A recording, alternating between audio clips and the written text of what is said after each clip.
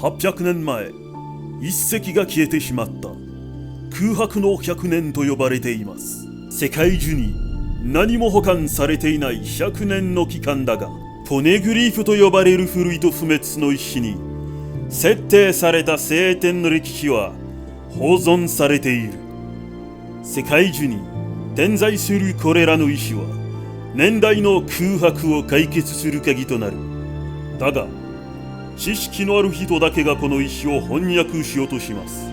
翻訳が世界政府によって禁止されているので、人々はこれらの石は世界を破壊することができる古代兵器の場所を示していると言います。古代文明が世界の端に旅行することによってのみ到達できる噴出島に住んでいた場所を示している。これはゴールド・ロジャーが彼の財宝を隠した島であり、誰にも知らせずに世界の秘密を見つけたところで、彼は海賊時代を作り出したので、そして今誰もが同じ場所を目指せ。世界の終わり、ラフテルとゴールド・ロジャーの財宝ワンピースを向かってする。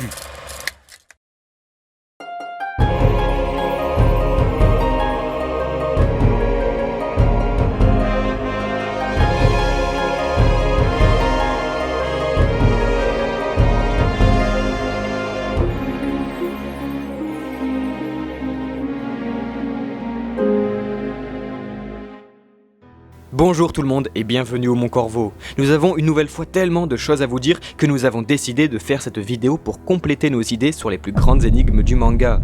En effet, c'est avec les derniers chapitres que nous avons fait des découvertes incroyables concernant le siècle oublié, la volonté du dé et surtout la voie de toute chose. Cette vidéo va vous permettre alors d'approfondir vos connaissances sur les mystères de One Piece, mais aussi de découvrir certaines réponses. Et oui, c'est pourquoi nous vous conseillons avant toute chose de regarder notre vidéo sur la fin du manga. Dans cette vidéo, nous expliquons absolument tout ce qu'il est probable de se passer à la fin de l'œuvre, en rappelant bien sûr les principales énigmes du monde de One Piece. Elle est alors une de nos vidéos les plus longues et les plus complètes sur le manga. Il est important de la regarder car aujourd'hui, nous allons découvrir de nouvelles choses totalement folles concernant les principaux mystères de One Piece. Comme dit en introduction, absolument rien, ni personne ne connaît la vérité sur le siècle oublié, si ce n'est le gouvernement mondial ou les survivants de l'équipage de Roger, et c'est ce qui va nous intéresser. Nous savons qu'il y a 24 ans, Goldie Roger est mort, emportant avec lui les secrets de ce monde, mais au fur et à mesure que le manga avance, nous apprenons aussi que d'autres personnes sont au courant, comme Riley ou le père de Kinemon, Oden Kuzuki. De plus, nous pensons que le seul héritage du siècle oublié sont les armes antiques et les poneglyphes, mais il ne faut pas oublier la volonté du Di, qui jusqu'à maintenant a guidé bon nombre de chemins, que ce soit ceux des porteurs de ce fameux Di, mais pas que. En effet, c'est dans le chapitre 877 que nous apprenons quelque chose de très intéressant. Juste avant son sacrifice, Pedro annonce à Carotte que d'une manière ou d'une autre, il est au courant pour la volonté du Di. Comme bon nombre de personnages avant lui, il décrit Luffy et son équipage comme ceux qui apporteront le changement, une nouvelle ère, une aube nouvelle. Cette phrase aura suffi à secouer tous les fans de One Piece. Vous avez alors été des centaines à nous écrire en nous partageant l'idée que le fameux Di signifierait alors Down, que nous traduirons en français par Aube. Tiens donc, étrangement ce que dit parfaitement Pedro dans le dernier chapitre. Aussi, le tout premier tome et chapitre de One Piece sont appelés Romance Down et traduits en français par À l'aube d'une grande aventure. Il est vrai que tout concorde et que comme précisé par Law, les Di seront la cause d'une nouvelle tempête qui bouleversera le monde entier, apportant alors une aube nouvelle. Mais alors, qu'est-ce que la volonté du Di ? Pour répondre à cette question, il va falloir rattacher ce mystère à d'autres, et vous allez voir que tout est connecté et que le mangaka ne laisse rien au hasard. En plus d'annoncer brusquement tout cela, Pedro avoue aussi que le peuple des Minks attend quelqu'un depuis longtemps, depuis des siècles même. Nous savons aussi que le peuple Minks est un peuple millénaire vivant sur Zunisha depuis des siècles. Ce peuple, en plus d'avoir connu Luffy, a donc aussi connu Roger et ceux qui le précédaient. Mais ce qu'il faut retenir, c'est que Pedro ne perd pas une seconde pour donner sa vie pour l'équipage au chapeau de paille. Son destin a donc lui aussi été guidé indirectement par la volonté du Di, comme tant d'autres. Les Minks seraient alors indirectement liés à la volonté du Di et donc au siècle oublié, car c'est bien eux qui possèdent un des 4 rods poneglyphes menant à Raftel. C'est aussi eux qui forment une famille avec le clan Kuzuki, clan qui est à l'origine des poneglyphes, racontant la vérité sur le siècle oublié. Gardez bien tout ça en tête, car nous reviendrons dessus un peu plus tard. Nous savons aussi que le gouvernement mondial est forcément derrière toute cette mascarade. Voilà pourquoi ils décidèrent d'éparpiller les poneglyphes partout dans le monde, en s'assurant aussi que personne ne puisse un jour les déchiffrer pour former le Ryo Poneglyph. La tragique histoire du professeur Clover et d'Ohara en est un parfait exemple, ainsi que la prime de Robin. Nous pouvons alors penser que l'ancienne civilisation était composée de gens portant tous le Di dans leur nom, régnant sur Terre avec leurs armes antiques et dirigés par le roi Joy Boy, roi qui était le tout premier et dernier à avoir fait une promesse aux hommes poissons avant d'être renversé par l'alliance des 20 pays et donc le lignée royale, créant ainsi le gouvernement mondial tel que nous le connaissons aujourd'hui, avec à sa tête le Conseil des 5 étoiles chargé de cacher la triste vérité du siècle oublié et l'éradication de masse des Di dont il ne reste que quelques survivants. Pour plus de détails, nous vous conseillons une nouvelle fois de regarder notre vidéo sur la mythologie dans One Piece, car nous allons maintenant creuser ces mystères. Il est fort probable que les Di avaient aussi un pouvoir renforçant une nouvelle fois leur marginalité. Ce pouvoir est bien sûr la capacité à entendre la voix de toute chose.